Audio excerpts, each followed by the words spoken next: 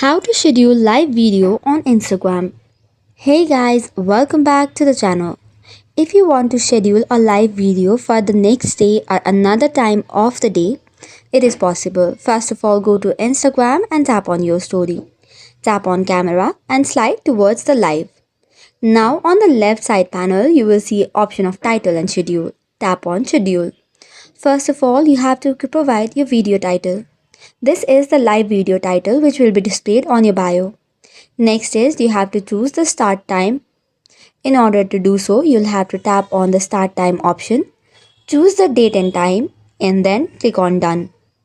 After that, you can set the audience as well. Once you have set up all the information correctly, only then the schedule live video will be turned on.